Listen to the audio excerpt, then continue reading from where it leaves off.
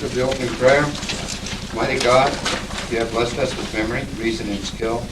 Help us use them wisely in the service of our town government. We ask this in your holy name. Amen. Salute to the flag. I pledge allegiance to the flag of the United States of America, and to the republic for which it stands, one nation, under God, indivisible, with liberty and justice for all.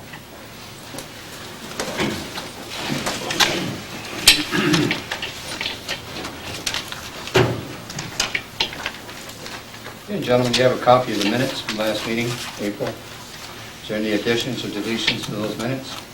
I'll make a motion that they accepted and prepared. Second on the motion? All in favor, signify by saying aye. Aye.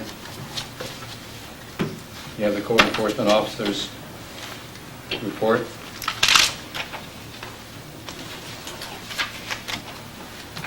At this time, we generally open the meeting to the public, so they don't have to sit around all night for the meeting. Is there anyone that would care to address the board at this time? New York State Electric and Gas.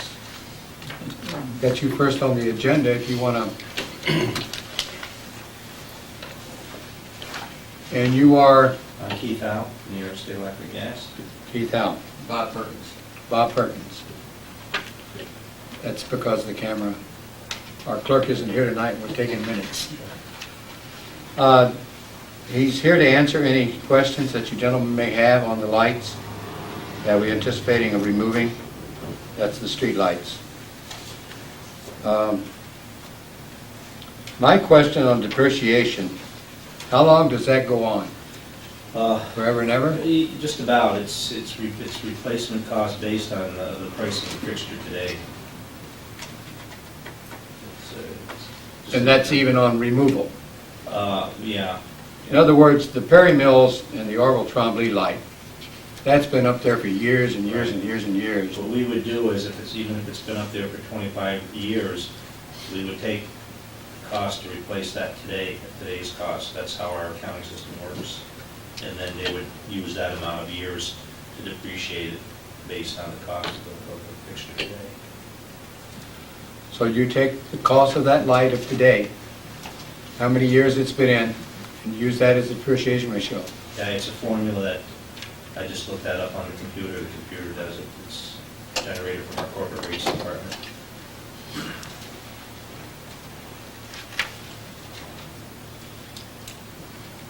Because in layman's term, you know, you would think that the life of that, or that, you know, especially that Perry's Mill one would be, you know, off the I record. understand what you're saying, yes. So it's never off the record then? It's full value at all times? It's never off the record.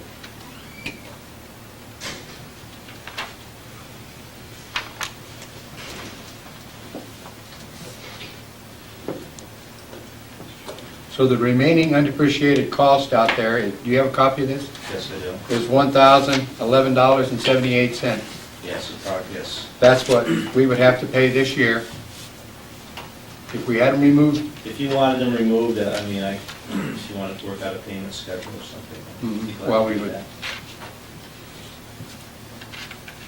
Which would give us the savings, an annual savings in the next year of $1,537.03. Right. The one thing that I noted is that two of the poles actually were installed by us, and we're paying at the intersection of Northway. You can see we're paying for a pole, a bracket, and a light. So that location there was, a good portion of your expense. And like I have said in the letter, I held off having those reinstalled. We're in the process of, which is going to be taking us time because there's so many things that have been destroyed. I've held off on doing that until you want to give me a decision on what you want to do, because if we happened to install those a few weeks ago, and then you wanted to remove the remaining undepreciated portion. So $219 is per year for that light, or is it per? Which figure now? Well, if you use the Route 11 Northway for the one light, Yes, if you add the 136, the 26, and the 157, yes. you get 300, and I think it's $18. Yeah, actually, you have two poles there that are down here. Yeah, so that's $318 for each one. 136, yeah. 26. Plus you have the bracket charge too, so. Yeah. Oh, I'm sorry, yes, you're right.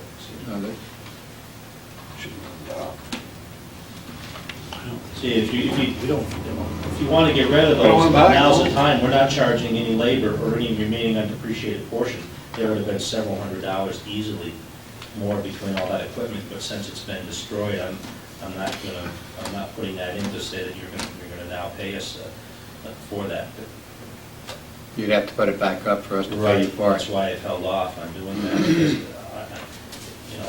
that's a significant amount of money here that you don't have to pay in lieu of the fact that you can save $600 or $700 without paying $800 or $900 or $100 or $1,000 between the remaining undepreciated portion of the pole, the light, and the labor to take all that equipment back down.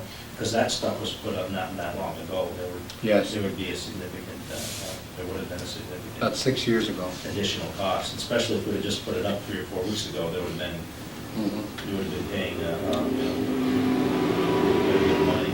So I've held off on that until gives you a break if you decide you want to do it. To eliminate those lights. If you don't, we'll go ahead and we'll reinstall it. We noticed that there's one light that I think is in the village. If the village takes that over, would there be any charge to us for transferring that? No, if you and the village agree to that, we would just flop that over from your account to the village account, as long as we had a resolution requesting us to do that. We're glad to do that. So that was on the senior, is there one other that was? Senior I citizen. think it's the one, the Grand Union, right, the entrance? Yeah. One's on the driveway, and then there's another driveway right next to it. Yeah, that's senior Right, citizen senior on the other citizen. side. That's all village property there. They annexed that all into the village. Yes. Okay. Oh, what was Yeah, we that? have no problem at all, whatever We have to contact whatever the village, first. and you guys agree to. They haven't been contacted? Not yet. Either they take it over, or we remove that. I wouldn't want to pay, town people paying something in the village. So that's the Route 9. There's $100 left on that of depreciation, and $100 on the other one. So even if they didn't want it, that's only $200, but you know, that's at a strategic spot, I would think.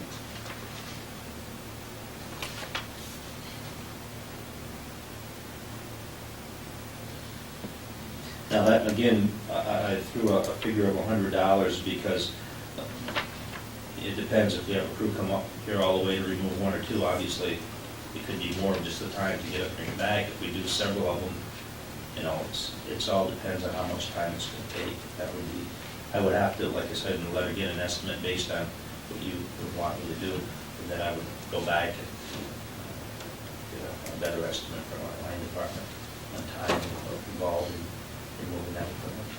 Well, you could always schedule that when you had a scheduled work period up here. There's no hurry. Is it my understanding that we have to talk to the village if they want this? Yeah. It's up to us. The two, yeah, it's up to them, like you said, he needs a resolution from us. You can tell them you need to have it removed, but I can't turn it over to the village unless. No, we have to take care of that and call you on it. Yes, sure. That's what I mean, we have to do that. Well, I'd suggest that we find out in the village if they want this or not before we do anything as far as removing that one. And the two that are there. Right? Yeah, I think I'd do it. And the one on the Northway is not there now at all, right? Neither one, both those poles are down. There's only one light there, there were three. There's So if one there's nothing down, there, we shouldn't be involved in it and getting it There was back? one left standing? one left standing, yeah, farther west. Then there were two, both the poles are down. See them all.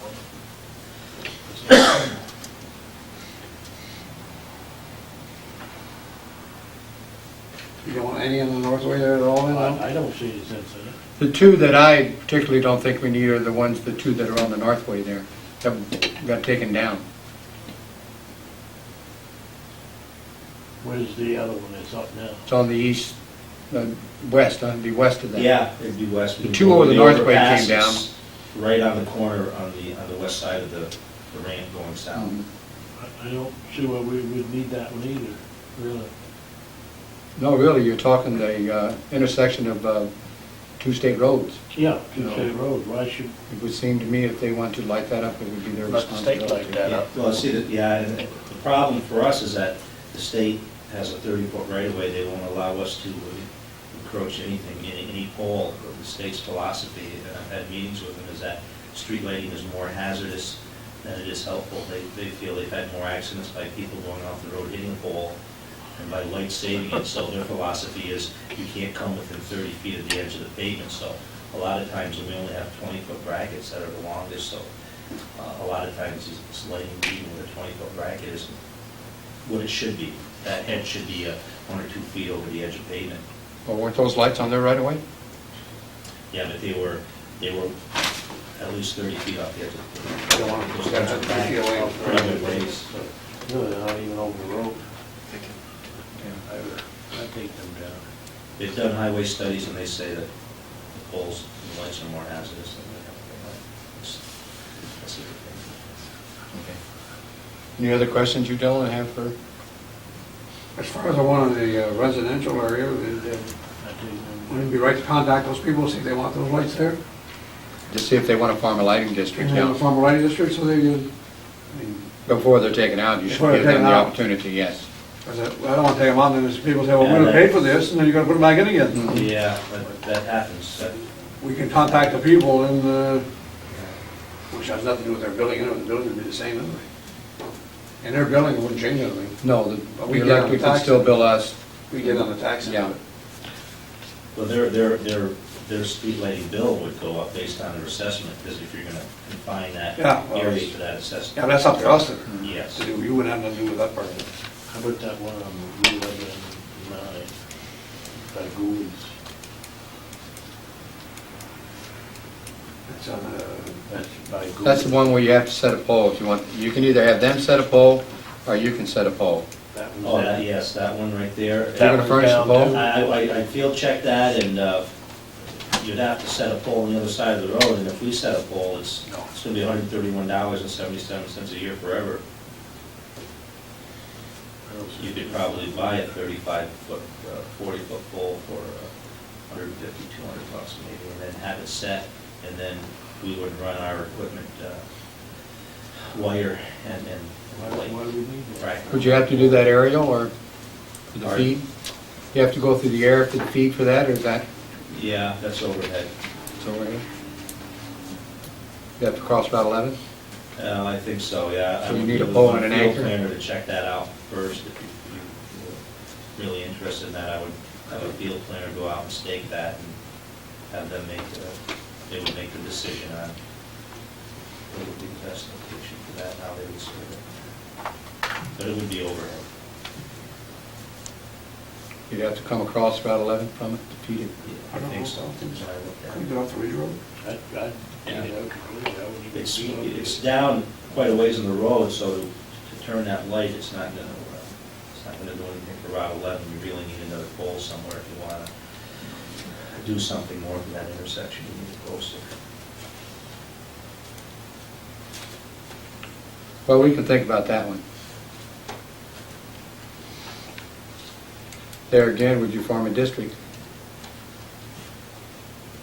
What's up to us to decide, that's not. No, I say, No, but if you form a district, it would be a separate accounting number. We would just end up dividing the bills instead of getting like one bill for the town at large. You might still have town at large, and you may have a development district, call it another name, and then another location, and then tell us what lights are going in it, and then you would end up, you would Getting a start to separate bill. receive 3 bills with different separate account numbers.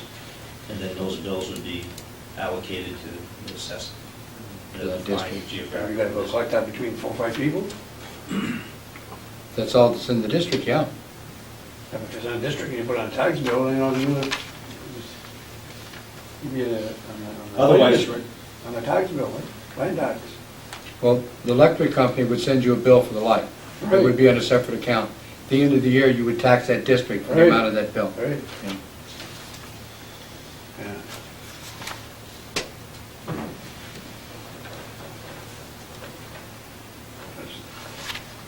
Anything else?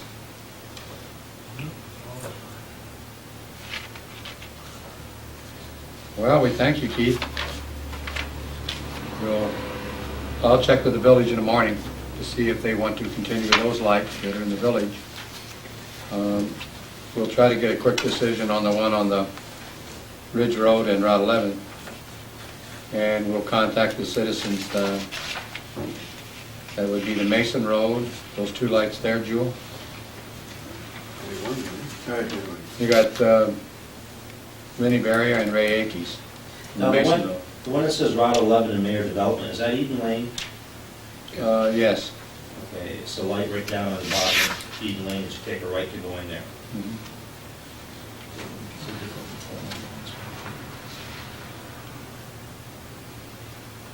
I'm sure that was going to stay there. Yeah.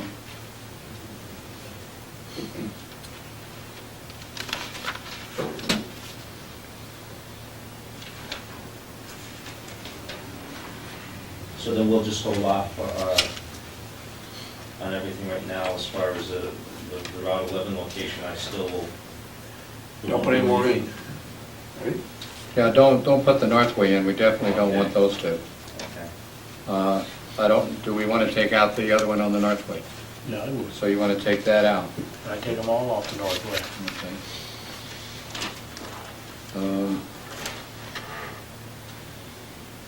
Well, you might as well wait and get them all at one time here to give them this thing, instead of giving two at a time here, Yeah. right? Yeah, I'll wait for everything and then I can. Yeah, do it all one work order deal. Tell you exactly, then finalize it, tell you what savings are, what the cost is, and then if you want to work something out on it. We can accommodate you. But those are You're definitely. obviously going to save a lot more Those are definitely coming out anyway, so. Yeah, money because of the fact. well, just so he knows not to reset Yeah. it, you know. Right, yeah, that's gonna be a big savings there, yeah. It's an ideal opportunity to get those lights, you don't want it. Yeah, because you got the poles and the brackets. Yeah, that would have been, I dare say it would go, be well over another $1,000, $1,500 for those poles, brackets, lights, and labor to remove all that equipment out of there.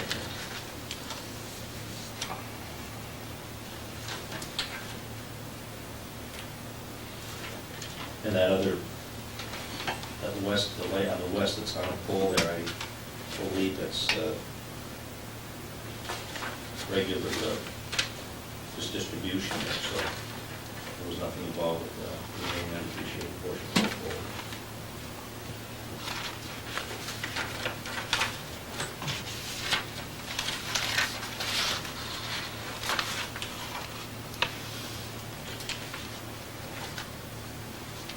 Anything else?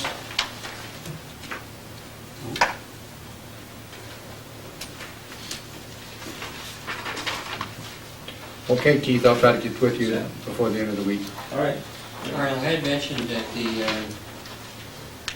town meeting that you were at in town Plattsburgh, you had a video to present to the town. Yes. The ice storm, and I'd like to present that with you now. That's the NICEAG video? You can keep. And also Thank you. a copy of the Fresh Republican Storm Book. Oh, that's great. For the town. Again, if you need a presentation, then we'd be more than happy to come up and do one for members of the town. Okay, I'll keep that in mind. Thank you. Thank you very much. Thank you.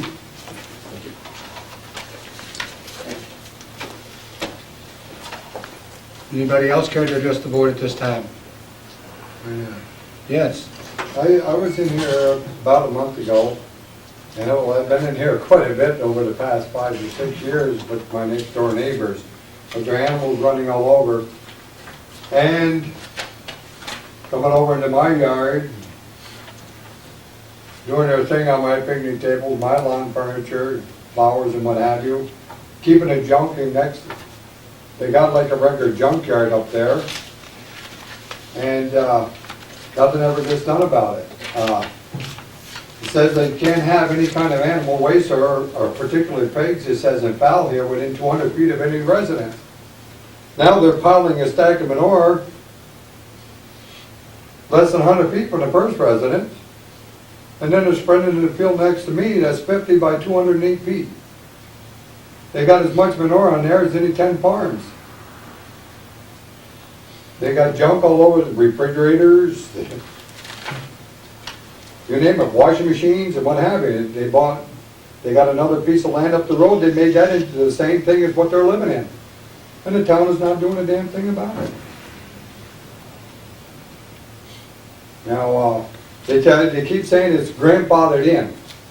Well, if that were the case, then what you're trying to tell me is that prior to these zoning laws, that you could put a septic system in, or whatever you put in the ground, if you wanted to put it on top of the next door neighbor's property, that you could do it. They could still do the same thing today because of grandfathered in. And I think it's a crock of baloney. I think that for animals, I don't have no problem with animals as long as they're confined. My animals stays to home. Their dogs run all over the place, their chickens run all over the place, the ducks run all over the place, whatever they got. They use other people's property whenever they feel like that. They move in and out of trailers like you move cars in and out of a driveway. And nothing's ever done. I've been going on with this for 7, 8 years.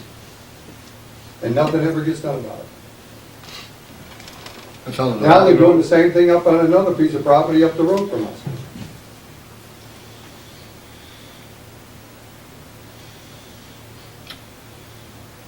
Well, it definitely sounds like a job for the code enforcement officer. Well, They're moving trailers in I have now. had George Ducharme up there so many times, it's pathetic, and still nothing is done. Mm-hmm. One passes it on to the other. It's either a health problem or it's whatever, you know, and nothing ever gets done about it. I talked to Chris Erdloff's office, I've talked to Celine Paulcat. This is from the I Ridge don't Road. care, I don't care if I gotta go all the way to Albany. Something's gonna get done. This is on the Valley Road, from the That's Ridge right. Road. How Towards they- Morris. In Champlain,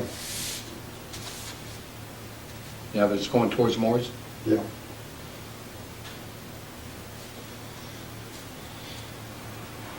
Now, how they live next door is not a problem as long as it doesn't affect me. They spread the manure on the weekends, right in the Can you field next to tell me who his moved house. in the trailer? Pardon me? Can you tell me who put in another trailer? Well, I don't know who put the other trailer in down the road from us, but it's in there. And I'm under the assumption, I can't say for sure whether it was Kenneth Dupree's boys or who the hell it was. Or whether Do they, you know the address? no, I don't. And so I know it's on Little Valley Road. The property's under Lori Dupree. Lori? It's under Lori Dupree. They just moved a third trailer in there. They move trailers in and out of there just like, you know, their cars.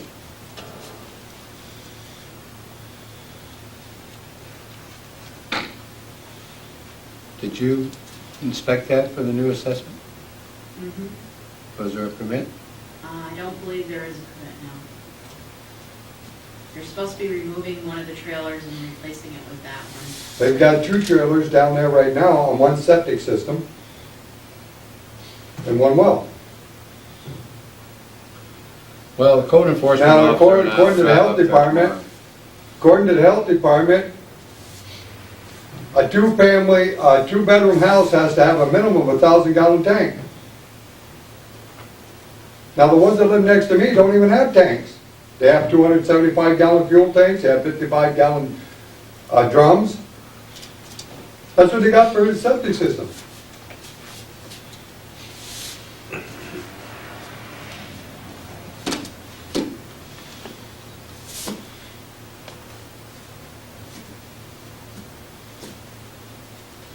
Okay, I'll call the Board of Health tomorrow. A dog dealer, let's get a hold of dog warden. They let their dogs Dog run. warden. I've had, they've had their dogs run loose, and 5, 6 dogs at a time, for Christ's sake. You know, I'd like to see something get done. Well, let's. Especially about spreading the manure next to me. It's less than 50 feet from my wall, my drinking water.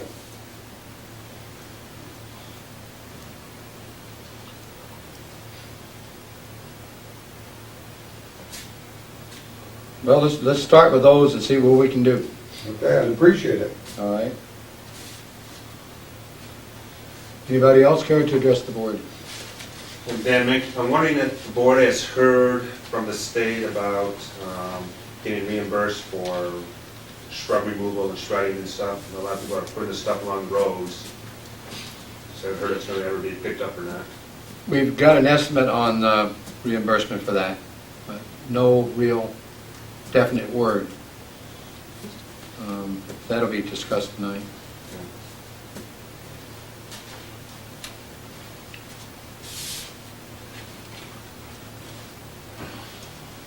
And if it's, Mr. Beals, if it's any, I talked to the New York State Department of Agriculture, they're not even considered as a barn.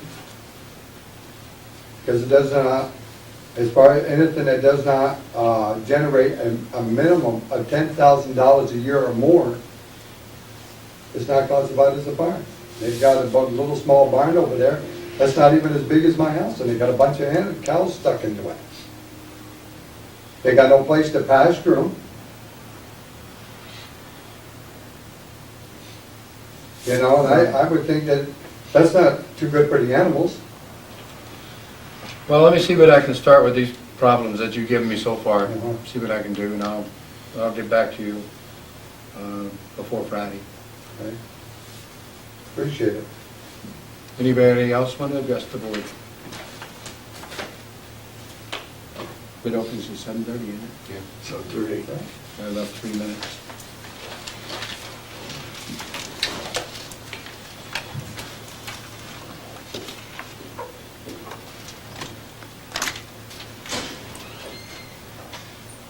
You've got a letter from Clinton County Highway Department on blasting. Just discontinue that until next month. They're going to revise that. Got a letter from Clinton County Industrial Agency. This is the meeting we participated in last month. It goes to say thank you for participating in our first tax exemption policy team meeting earlier this week. We have received much feedback which indicated that we are off on a good start and that we have created momentum for consensus of this vital issue. As we all agree, we need to reconvene soon to sustain this momentum. We have a meeting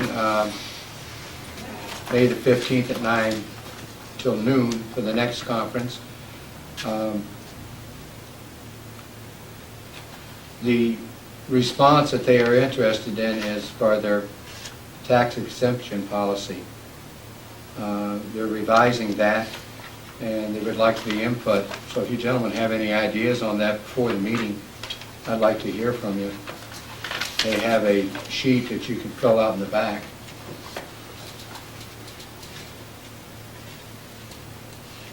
Another letter from the Clinton County Industrial Development Agency. Dear Mr. Beal, the Uniform Tax Exemption Policy meeting was scheduled for May the 18th at 9 o'clock at the Clinton County Area Development Corporation building. Please use this enclosed form to reserve by Thursday, May the 14th. So we will attend the next meeting of that too. The next one you have is from the State Board of Elections. And what this result is, in the election workers that you have working for the town, a worker that's paid $599, we no longer need to take FICA out on that. There's no federal income tax withheld, and we do not have to furnish a W-2 form for under $599 for each worker. If that worker makes over $999, we will take no FICA out of it. There will be no federal income tax withheld, and yes, we do have to supply a W-2 form. For 1,000 and over, we do have to pay FICA. There is no federal income tax withheld though, and yes, we do have to supply a W-2 form. So they have raised the guidelines on that, and a lot of our workers are under that 599 category. So this will save us a lot of work.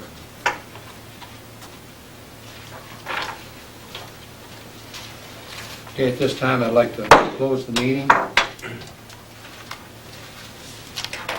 View of the bids. This is for the tractor. We have two bids. One is for Case Dragoon Farm Equipment Incorporated.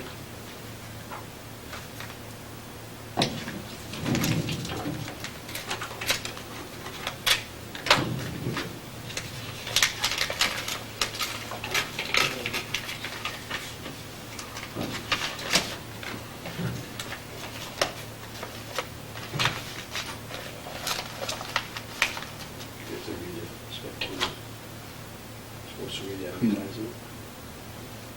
Are you? Huh? Supposed to read the advertisement Yes. for this bid?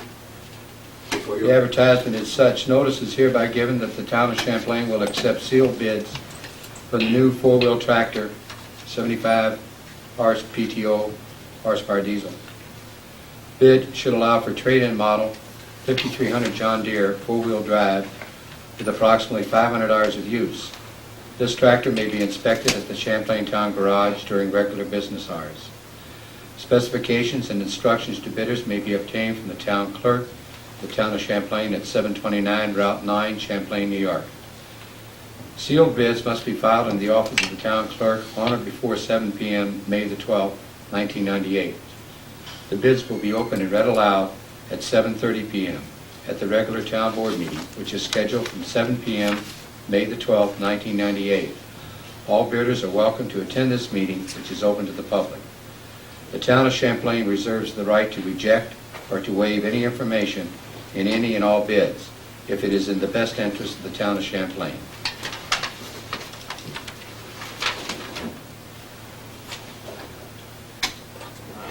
Okay, the bid from Dragoons Farm Equipment, one Massey Ferguson 4243 tractor with cab and four-wheel drive.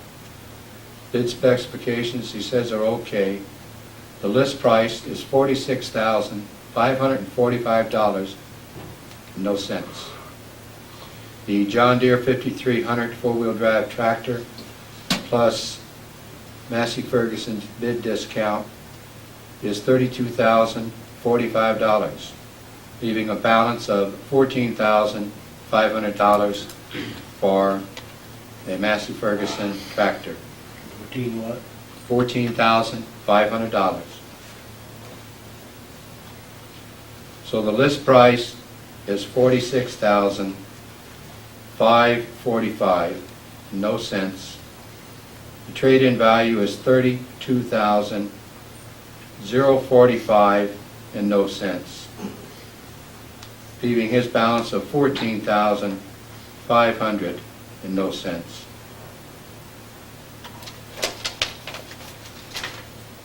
Next bid is from Drew Brothers.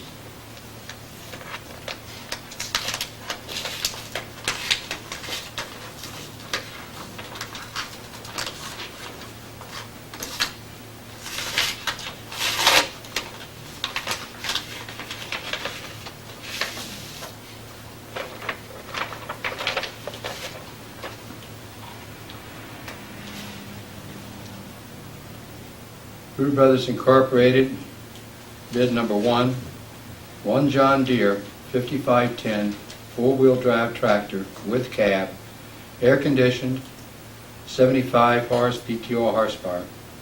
All other specifications meet or exceed bid requirements. Less trade-in John Deere model 5300 four-wheel drive. The total bid price is $12,998 and no cents.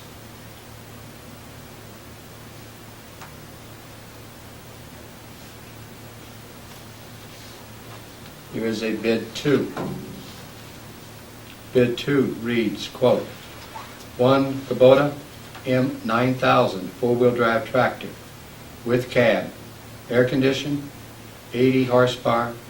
All other specifications meet or exceed bid requirements.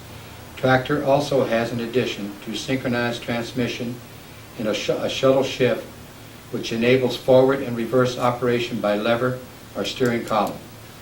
Less trade-in of John Deere model 5300 four-wheel drive. Total bid price, $12,000.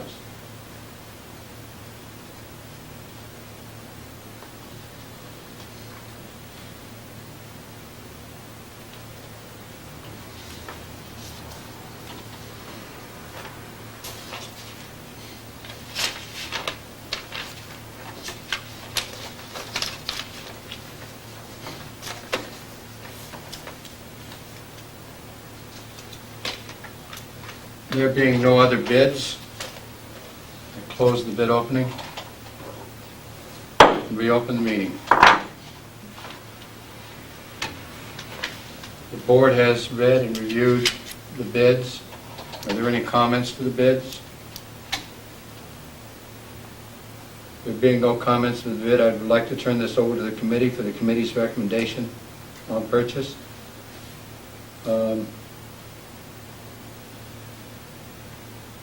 With committee's recommendation, I would like from the floor a motion to purchase on committee's recommendation.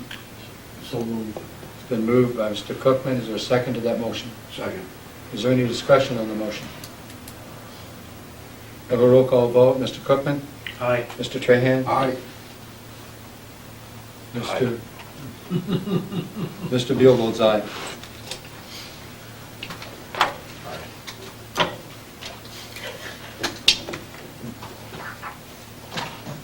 Don't lose those.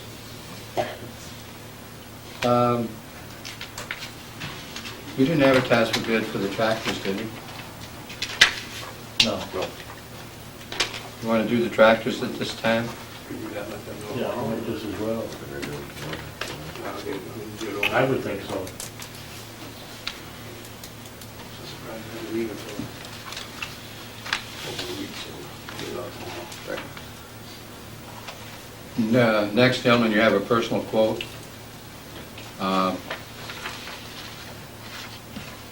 It's a Cub Cadet down in Champlain. It's Dragoon as a dealer.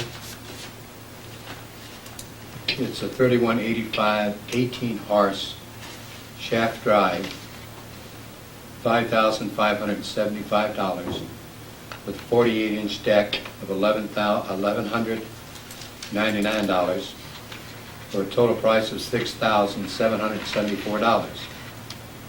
Trade setup charges and trade-in must be for the white is $2,374. And I don't understand his bid. It's got a 14 horse. No, that's the trade-in.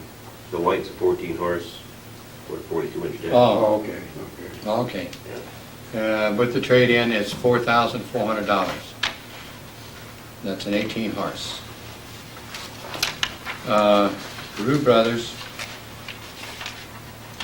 they have two bids. They have one JD 425, a 20 horsepower lawn and garden tractor with 48-inch mower. New York State contract P052977, $6,620.40. He has a one JD 345 18 horse lawn and garden tractor with 48-inch mower. New York State contract P052977, same thing, for $5,288.40. Less trade-in of the white. Trade-in value of the white is $588.40. I would imagine that would be on either unit. That's correct. There again, I'd like to turn that over to the committee for the committee's recommendation. They have it for tonight, it's all right.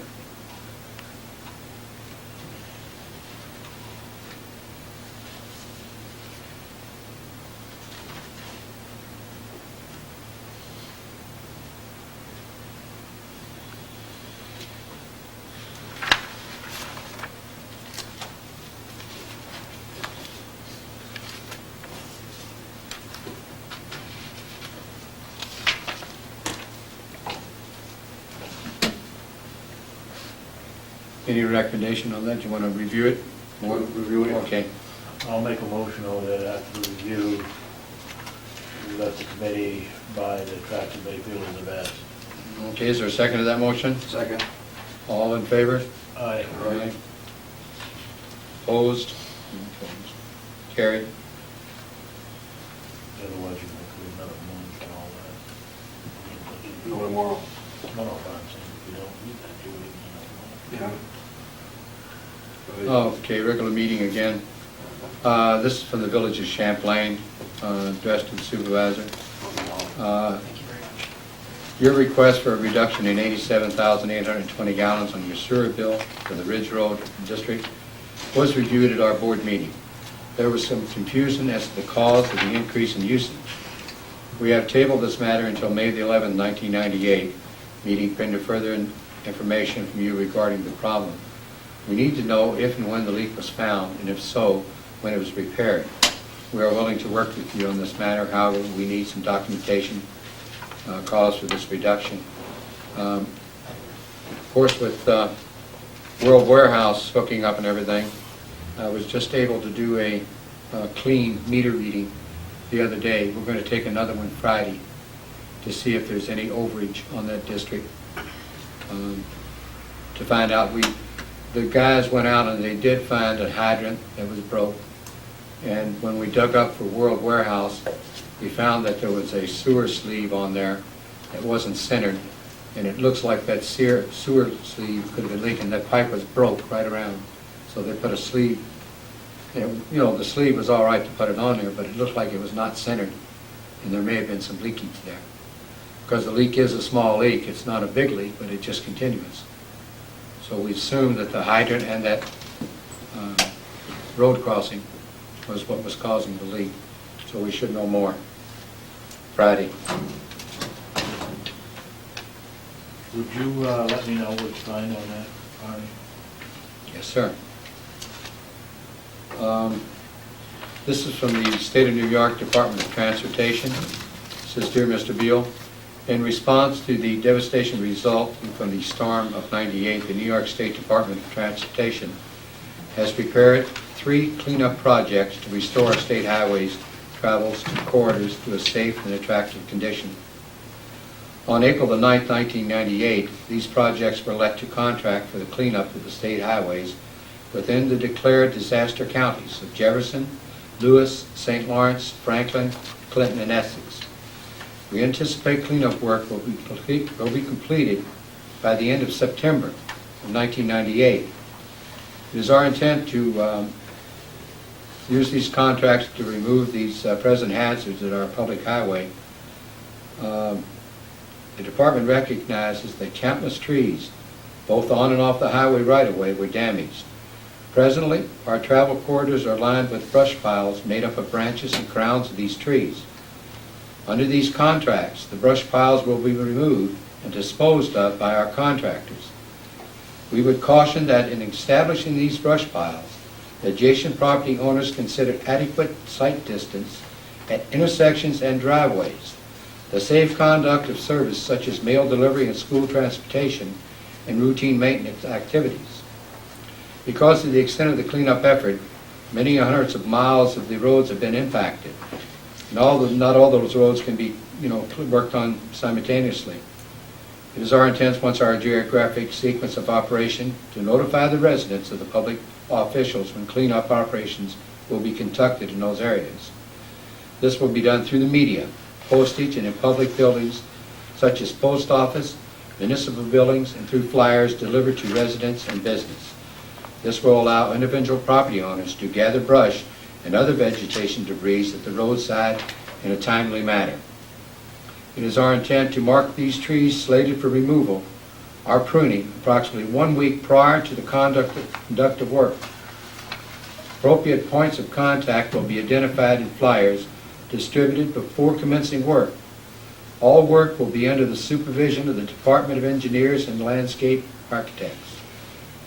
So this is from Carrie Babyak, Regional Director of Region 7. So the state highways, the New York, will be coming around.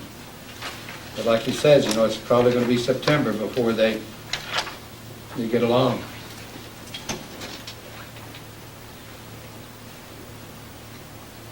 The next letter you have is the New York State Emergency Management Office, and it's reference to your FEMA 1196 DR for the town of Champlain. And it goes to read, the State Emergency Management Office has processed a payment for the '98 ice storm for the town of Champlain.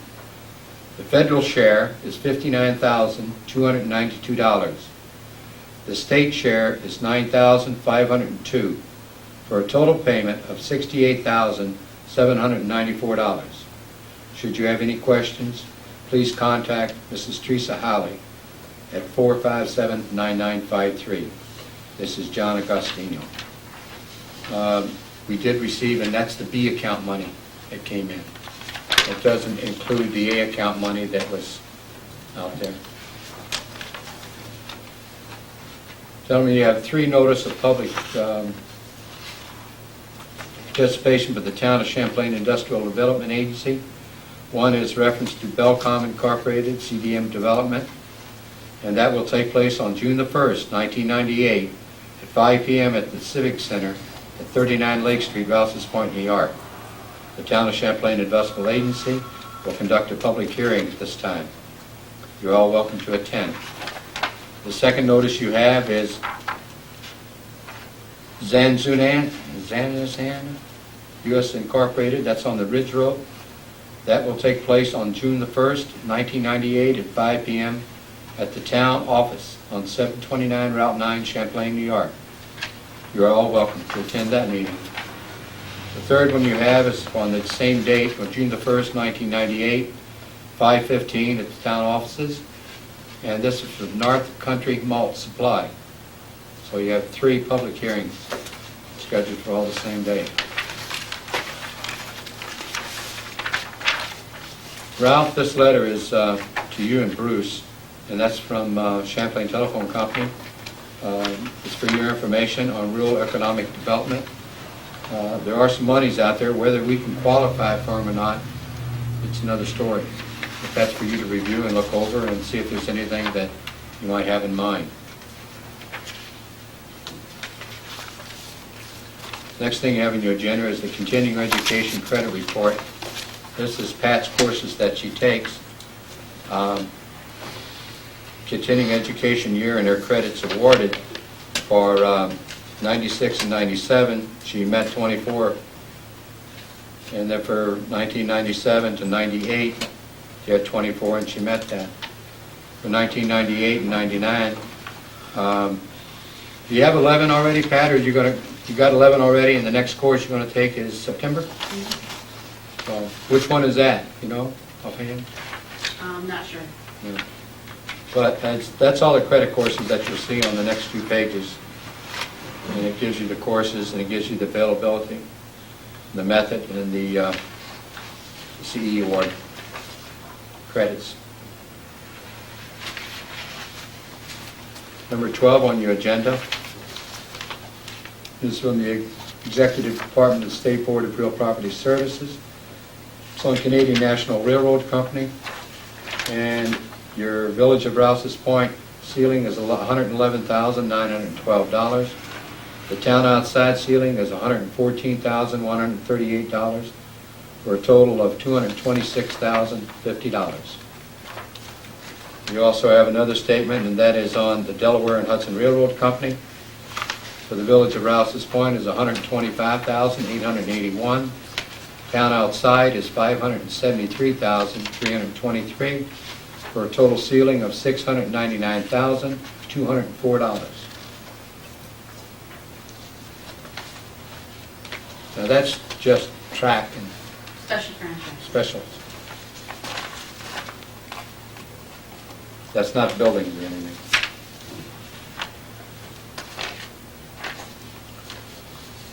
This is from the state of New York. This is number 13 on your agenda, gentlemen. Certification of school tax relief, the STAR program. Exemption for the 1998 school levy for the 1998 assessment roll. The STAR enhanced exempt assessed value of $50,000. That is in effect, Just for senior citizens. just for the seniors. That's over 65. Right. So that's the first part of that STAR. So they're going to give the total right off of the bat? Mm-hmm. So for you people over 65, that's your STAR exemption, and you're eligible for $50,000 of it?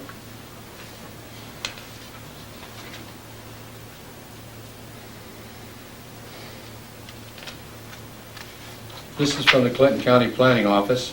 This is, Dear Chief Elected Official.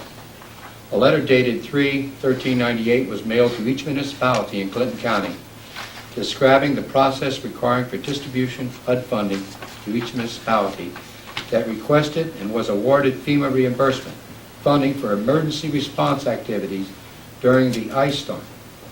Many of the municipalities have not provided us with the necessary documents to allow us to issue payments for the HUD funding.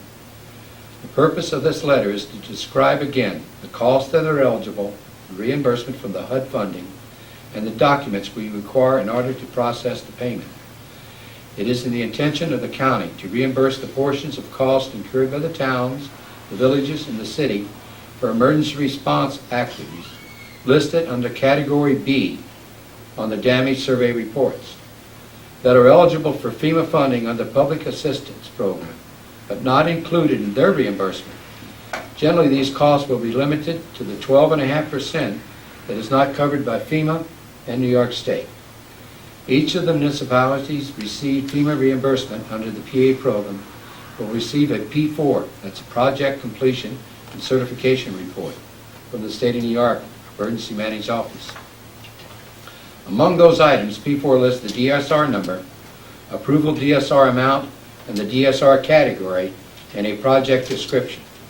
Upon receipt, each municipality is required to complete and sign the P4 form and return it to New York State Emergency Management Office to obtain a 12.5% reimbursement from the county. Please submit a copy of the completed and signed P4 at this office. We did that, and we applied on the 1st of 98. So we have sent ours in. That will be on your 12.5% addition to your B category money that I read to you tonight that you received. So the county will reimburse us 12.5% of those monies.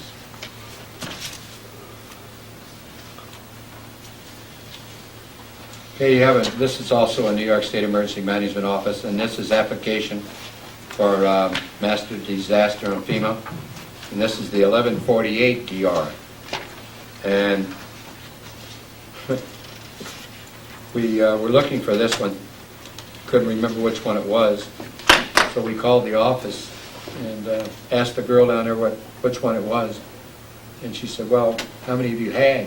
We said, well, we have 4 numbers. And she said, my God, she said, where do you live? So I guess they're not used to having people with 4 disaster numbers. So this was the one from 1996 that we had, and that will be filled out and sent in. We have a letter from Champlain National Bank.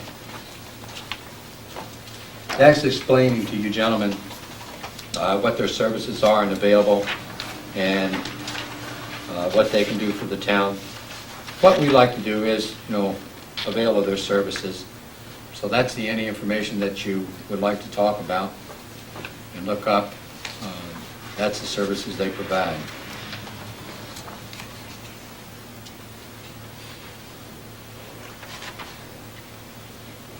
And we got a letter from LaBarge on parks. I'd like to forward this to Jay Montpelier. Who was on that committee for Bob Venn Park? Would you like to give that? Do you want me to give this to Jay, or do you want to give it to him? This LaBarge letter. It's in reference to parks and grants and everything that's out there that they might be able to use.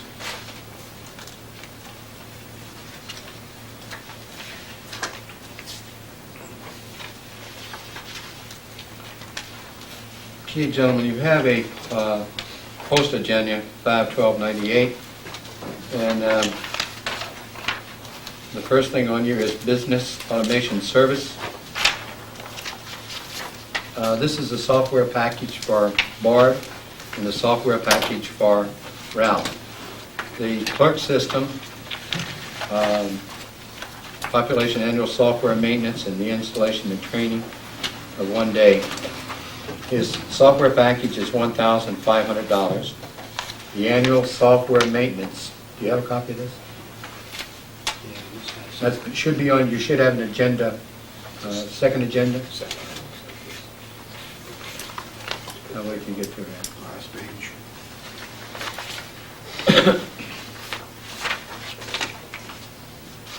Was that last week's, or? No, it's in this. Should be right.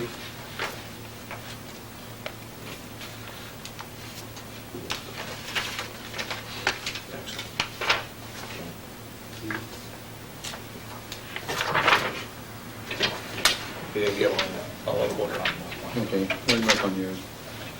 The clerk system, the population of 10,000 is $1,500. The annual software maintenance is $360 per year. That will be, if you subscribe to the annual software maintenance, that would be $360 every year that you would pay there. The installation and the training program is $600. The electronic dog transfer module, this is where Ralph would transfer his dog program down to the state, it's $245. The annual software maintenance and the installation and training is $55, being a subtotal of $2,755. The water and sewer billing system for 2,000 or less customers is $1,500. The annual software maintenance is $240. The custom billing bill modification is $300. What that is, gentlemen, is we are going to come upon a local law for next meeting doing away with the interest penalty that we charge. It's a compounded interest. It's awful hard to figure out in a computer program. And we even have a tough time figuring out. It causes a lot of confusion. So I had Henry draft up a local law. If you want to, we will drop that. If we were to keep that compounded interest rate in this software package, they didn't know how much the software package would cost because it's difficult to have a package like that. So also our bill modification. If we go along with their bill type, which is a standard bill, that $300 charge would not be there. If we want to modify our bill and customize it, they would charge us $300 for that. But we feel that their billing type is okay. It satisfies our needs. So you wouldn't have that $300 in there. Installation and training is $600 for a subtotal of $2,640. Total for both systems is $5,395. He had a combined purchase allowance for $750, and if you purchase both together, he offered that package for $4,645 and no cents. I called him today and asked him if he could do a little bit better, and he gave a bottom line price of $495 if we didn't need that billing, customized billing for him. $4,095. This is less than last year's price that he gave us. Who's going to do training on the water and sewer? The water and sewer training will be done here. We won't go for it. They'll send a person up when they install the package. They guarantee 8 hours of training for that, which I think for the water department, that will be more than enough. For the clerk's department, it's more entailed, and I think Ralph is a little bit older, so therefore he should have a little more time for training. So we would probably give him a little bit of that water department training time to him. In other words, Barb may only need 4 hours to do it, but Ralph would need 12, so we would kind of switch that around. But this is the package that they're all happy with, and this is the one that we propose to the board to purchase at the rate of $4,095. Need a motion? I need a motion to purchase. I'll make a motion. I'll second it. Motion by Mr. Wallet, seconded by Mr. Cookman. Any discussion on the motion? All in favor, signify by saying aye. Aye. Opposed? Carried.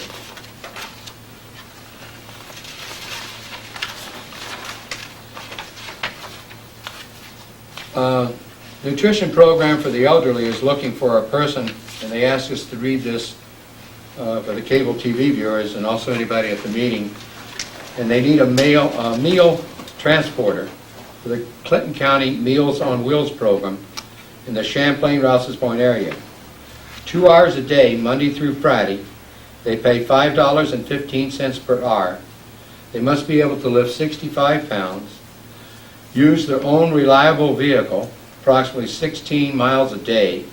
They have a reimbursement of mileage on that for 27 cents. Anyone that's interested should contact Tammy Kemp at 561-8320.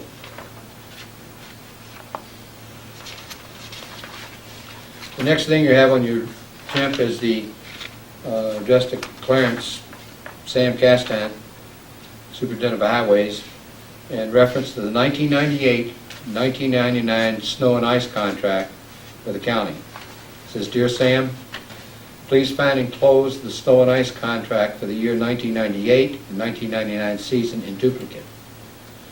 To proceed this agreement, a resolution authorizing the town supervisor to enter into an agreement is required. Please return to this office both agreements signed and notarized on a certified copy of the town's resolution and the required insurance certificate as stated in Schedule A of the contract. The county will execute each of the contracts and return one certified copy to the town. If you have any question, please contact me or the required insurance. Please feel free to contact me." This is Albert Ratzko. The price, Has that changed from last year? I think it went up about, what did we figure, Sam? $1,000. $1,000. 2.5%. Yeah. About 2.5%. For a regular mile of plowing, they're offering $2,502, no cents per mile. For the snow belt mile, they're offering, for the non-snow belt mile, for the regular road, is $2,056. For the snow belt road per mile, they're offering $2,502, no cents. That comes to a total of $41,428. I need a resolution, gentlemen, that the town supervisor be allowed to sign a contract. Second. Moved by Mr. Cookman, second by Mr. Trahan. We have a roll call vote. Mr. Wallet? Yes. Mr. Demers? Yes. Mr. Cookman? Aye. Mr. Trahan? Yes. Thank you.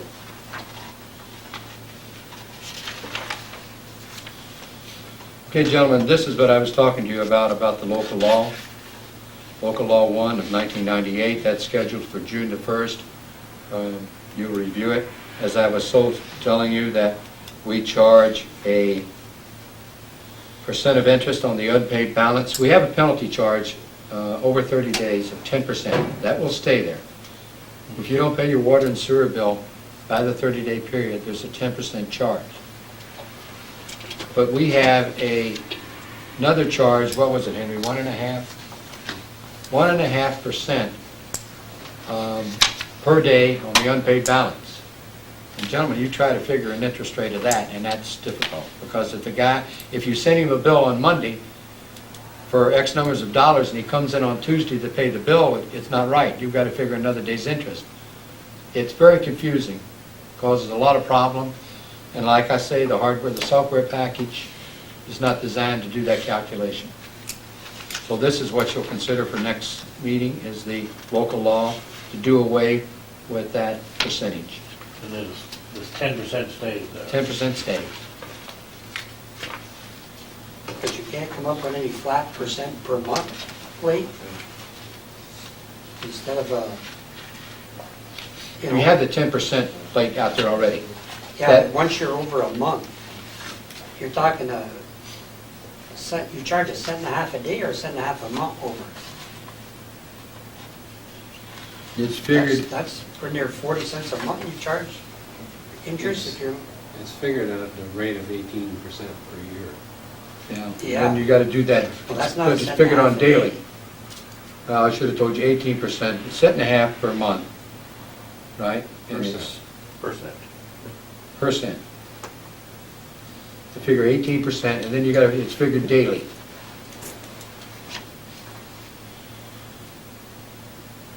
It's so much a day. I'll show you, if you got a minute through the day. but if you take that off, you're really losing a lot of money. What's the village? It costs us more money to calculate than we make on it. Yeah, but that's a one-shot deal on the software, don't it? Well, it is a one-shot deal, but if you can come up with a software package that'll compute that. In other words, if the guy comes in, if you send him a notice on Tuesday and he comes in on Wednesday, you have to compute what that is. You have to give him another bill. It's not worth it. Well, I just, If you come in, I'll show it to you, yeah, so I you just can wondered fully how, understand. like, Smith and Son or somebody that charges that They say that on their bill too. I wonder how they do it. I don't know. If you come in tomorrow, next day or Friday, you got time for, it'll take about 20 minutes. I'll run through it with you. Well, I'll check in the meantime, I'll check with them to see how they do it, you know? See if you got a computer program for it, but they do it by hand. The next thing you have is from the planning board. It's to the town board of the planning board, petition to change zoning on the Ridge Road. And it goes to read, the Town of Champlain Planning Board and the Zoning Board of Appeals met on April the 21st, 1998, to discuss the petition to change the zoning along a portion of the Ridge Road. The following motion was made by Mr. Bruce West. From the Pouladin property south line, straight across the road to the northway, all the way down to 500 feet south of the Castine Road on the east side, extending up to the northway on the west side, 1,000 feet off the road. This would be an R1 zone. From that point of the Pouladin property north section back to the northway overpass, that would be an L13 zone. Mr. Wayne LaValle seconded the motion. The two boards took a roll call vote. The zoning board was carried 5-0. The planning board was carried 4-0. What is your opinion, gentlemen?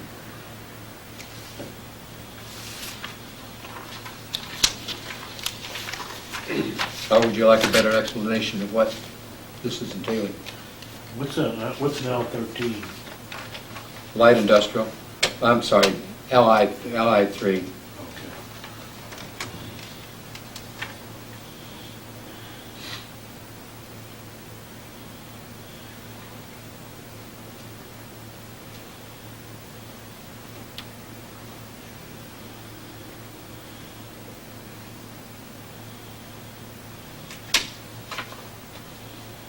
That takes that right up to about your father's house, eh? Pretty close. Maybe they get any water users there that Yeah, that is water use, and they're looking for, they won't even put any industrial, it'll be all housing up there, that's all. Be all R1. Mhm.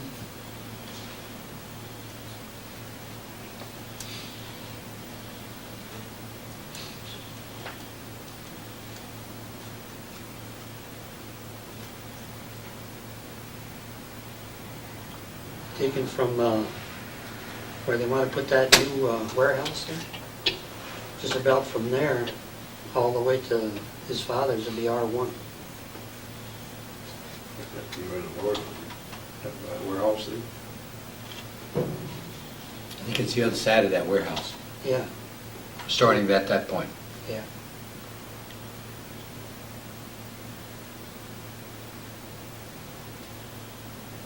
If you want, we can hold this till next meeting. I can Well, have, should that be brought up to some of the other residents that live down that way? well, I think they had all their public hearings on it and everything.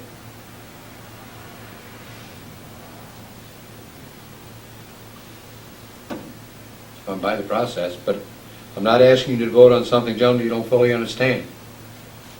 You know, if you Oh, I would rather understand. see a Bruce map and I on was it. at that meeting. Bruce and you were at the meeting? Are you in favor of that, opposed to that? What's your impression?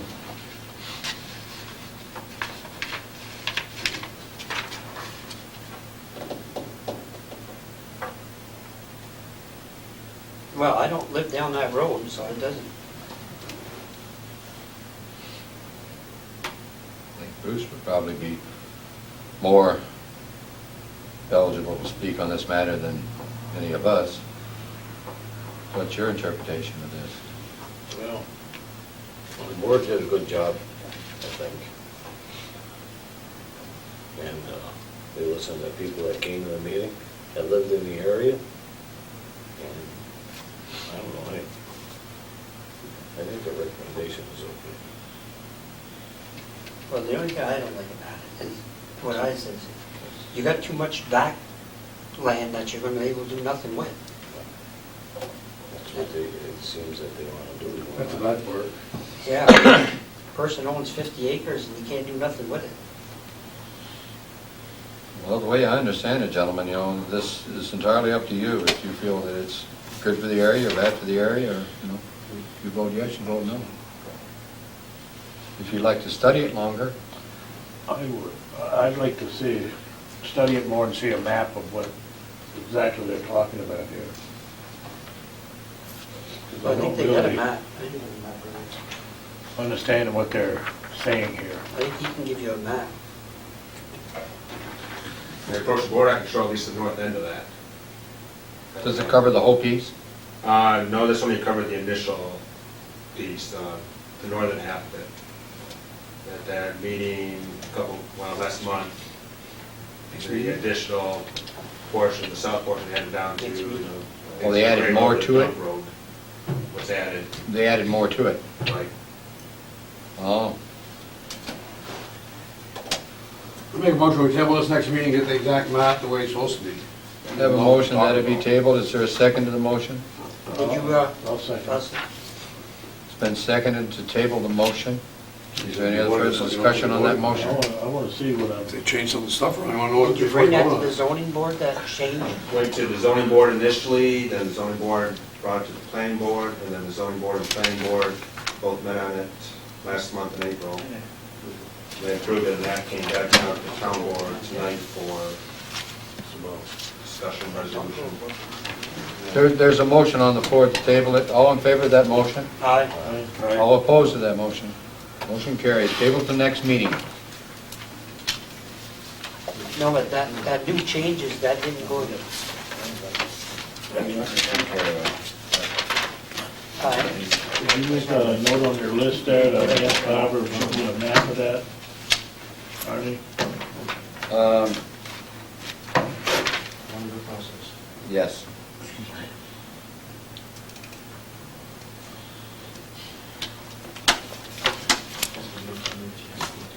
I wanna see what land it's. But he can give you a map. Will you give Mr. Cookman a So map? unfortunately, I don't have the whole area, because I have it. Barbara can make one up. Because I don't understand where the property is exactly and how much we're entailing. I'd like to see it before I vote on it. Unfortunately, I just don't have the whole thing. Okay, committee reports. Building committee, Mr. Tran, Mr. Demars. Any reports? Building, the painting is 99% completed in the garage area. That's all I have. Anything read? Grants committee, Mr. Cookman, Mr. Wallet. Nothing at this time. Board of Assessment Review, Mr. Wallet. Highway committee, Jules Trahan, Mr. Demers. Our new pickup is here. Hallelujah. Sam's got a license here, right on the road here. It's not sitting up front so we can see it? We can go in and look at it afterwards.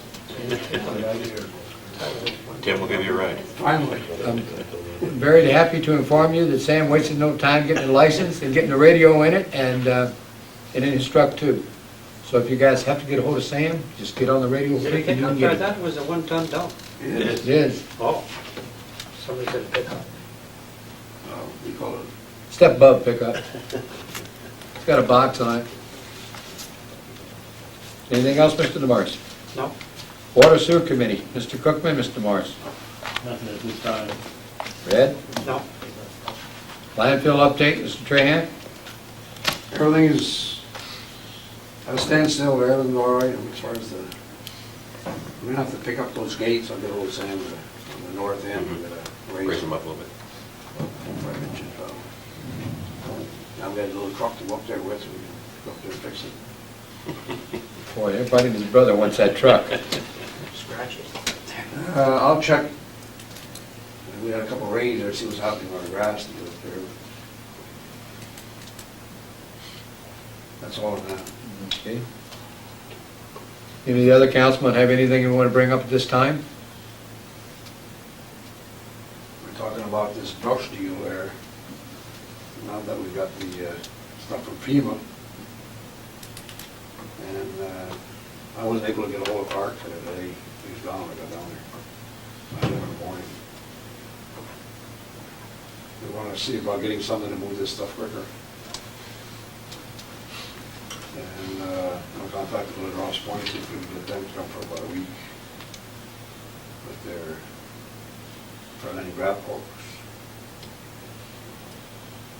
Have we got any schedule? Well, if we can, depending if we get that, then Sam, we're gonna see about how long we're gonna be on each road with that, with this thing, to pick up the heavy parts. The lightweight, we can stay ahead of that. If we could get to the public with a schedule for the next 2 weeks here, within 2 weeks? But if it's big piles, they're easier to handle. Yeah. Yeah, we gotta put a cutoff date as to when they can bring that brush out. That's what I want to do, yeah. We've done a road and, We can go back advertise and in the redone. newspaper, run an article in the newspaper, you know, when we're going to pick up, what days, and we're not going back, and when that time is. it's hard to guarantee when you're gonna be there, but there's gotta be a cutoff date to when they can bring it out to the road. Yes. Because we did have some roads cleaned and it's. They're right back again. Yeah. I hate to say this, but I think some people are taking advantage of it during their No question cleaning. about it. And, you know, let's be reasonable, that's all we ask. Yeah, we got, people are bringing rakings and we can't. We're not going to pick up rakings. No. Why can't we chip rail out right where we're at and not put it in a truck? Well, They don't some want do- it. Huh? They don't want it. I was up around Cadyville up that way last weekend. They're just chipping right there alongside the road. That doesn't look good though. No, but These are. Yeah, but It's look gonna at the fill up time your- it saved. It's going to fill up your ditches. Look at the Yeah, time he's it gonna- saved. You Yeah, but now chip he's- twice as fast. He's got both loaders, can't he send one behind it and pick it up back here? well, we were talking about that today, Sam and I were talking about it. If we had This is- a grapple deal, like, we'd have to send a loader to pick up the small stuff. But this is not going in a chipper. No. We'd have to pile it up someplace. Which is no big problem there either. And that's why the big piles, if you can get them out of there, it'd be quicker than to be chipping it. But chipping it in a truck, we're losing a lot of time. Not really, we got a lot of closed dumps. A lot of people want it. Well, I was down at Point of Fair watching them. Over an hour, around an hour for a load. Go dump it. Oh, yeah? That's a lot of time. That's, you know, you're not making no time like that. If you're just chipping it right there in the field, you keep it going. Or they, I don't know if they can be, when the truck's down there, they're picking up some of the odd stuff on that road, same road, I mean, we're all going to another highway here, but. Yeah. We can't put 2 trucks there to pick up the chips. You make it 4 loads a day. 4 loads a day is not going to get the job done. No, but it's gonna be the small areas, that's why I wanna get a hook to do the big areas. You can get the hook out there and run 10 truckloads a day and dump it. We got a lot of big stuff last night. Fair share. Okay, you're going to know in 2 weeks what your schedules are then. We're gonna be before 2 weeks. Before 2 weeks, so we can get it out. Well, I mean, Because a find lot out- of people are calling and asking. If we're gonna get the hook, you know, the stuff's gonna move, but one guy wants to come in there, but you gotta be guaranteed 2 weeks. Well, we don't know if we're gonna have 2 weeks picking up. You have the paperwork, if you use it or not. All right. I mean, the guys aren't gonna come here for a couple hours, I mean, it's understandable.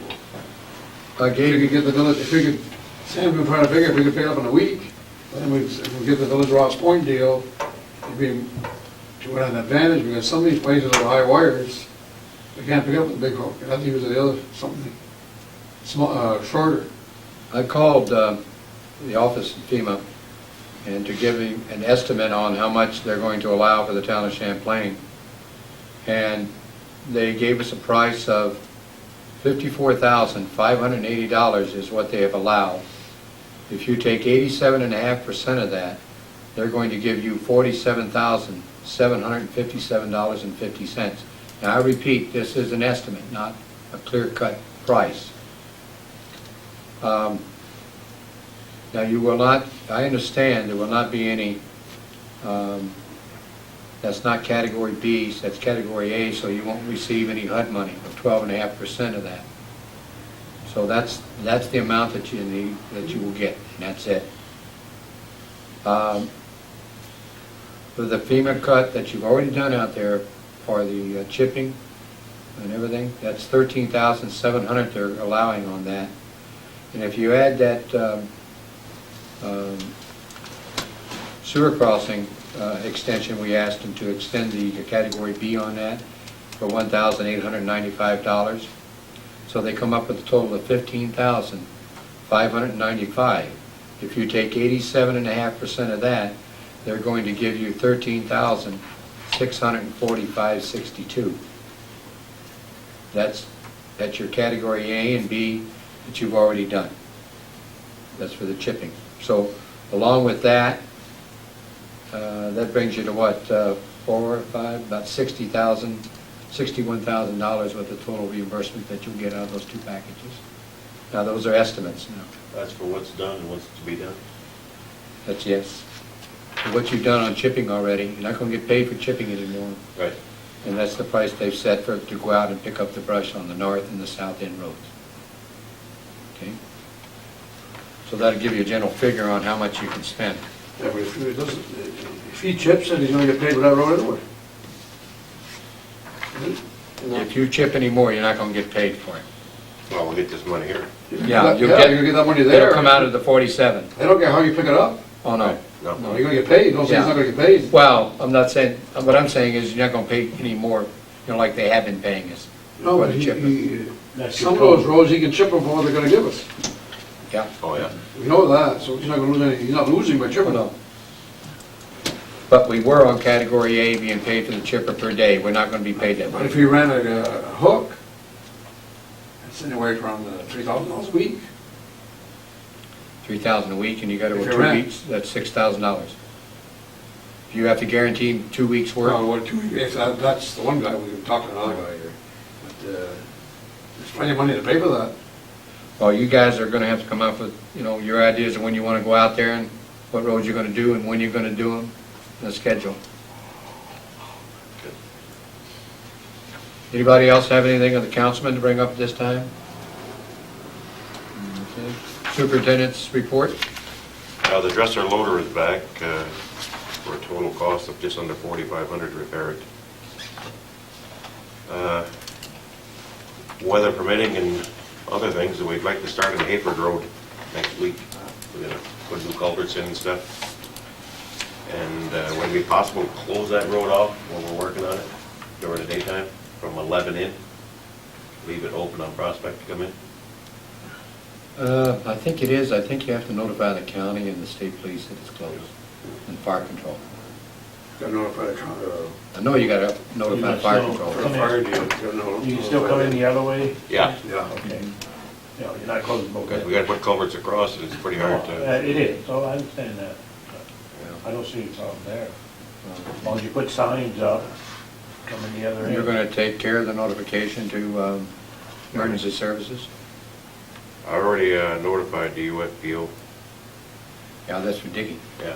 But now you gotta notify fire control that that's gonna be closed off. Okay. Fire control and state police. Well, I think the state police, Should be told. it doesn't cost anything to call them. Yeah. And who else? Quinn County, is it? I don't think you have to call the county, but, call Al anyway. Give Al a call.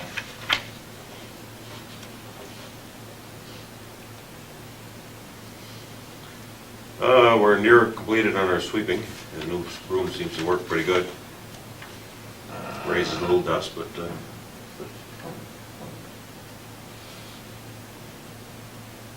our patching, I believe, is all caught up. As far as I know, is today. I think they got it all done. And there's this water and sewer deal is something we got to think about here.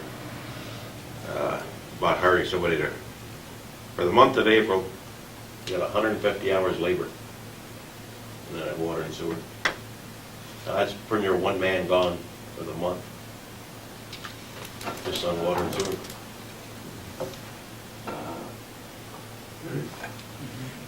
I mean, we start doing something and they gotta quit and they gotta go turn the water on, they gotta shut the water off, or there's, when you figure you lose a man a month to that, of course, last month was worse than ever. Okay, we'll talk about it this time.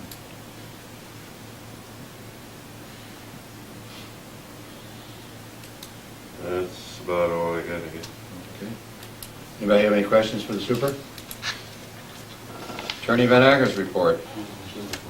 The only other thing I have on the agenda, gentlemen, is we promised Pat that we would consider a printer for her after the software purchase. Her requirement is a Hewlett-Packard laser printer. It is in the budget. There is money there for it. It is a budgeted item. So with the board's permission, I'd like to purchase a Hewlett-Packard laser printer. Pat, it's been my move, Mr. Cookman. Is there a second to the motion? Second. Second, Mr. Tran. Is there any discussion on the motion? All in favor, signify by saying aye. Aye. Okay.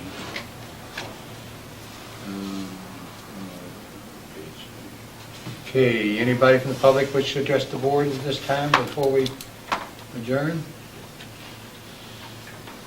Gonna make a motion to pay the bill. Yeah, just a minute. Yes? Ronald Diesel, live on 1806 Ridge Road. I'd just like to ask the board if they would consider holding a special meeting on a vote of the change of the ruling for the zoning, once they review the map, so we could expedite this thing as soon as possible. Because it takes like 3 months to work towards a state until it becomes law. So if we put it off longer, it's just gonna take us longer to get it changed. It's not gonna interfere with anybody's land. I don't know what anybody's really concerned with. The board looked it over, the planning board, zoning board looked it over here, and we weren't asking for anything ridiculous. We were just asking to. Well, the only difficult I find in it that we were just given this a couple days before the meeting. Had they,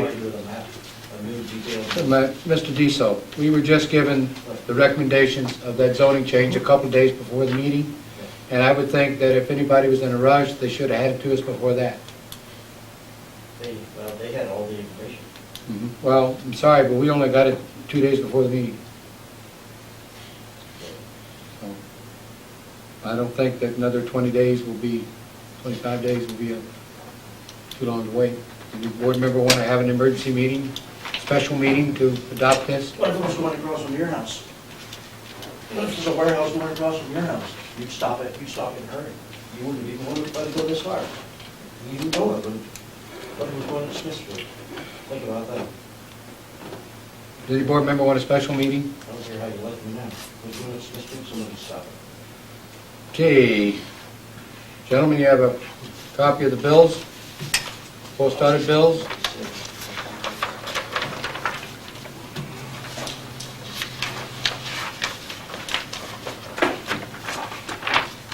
Any discussion on the bills? Have a motion that the bills be paid? Make a motion to report the bills be paid. Second the motion? Second. Second by Mr. Wallet. All in favor? Aye. Aye. I'll make a motion to adjourn. Second. All in favor? Aye. No other business? Sam?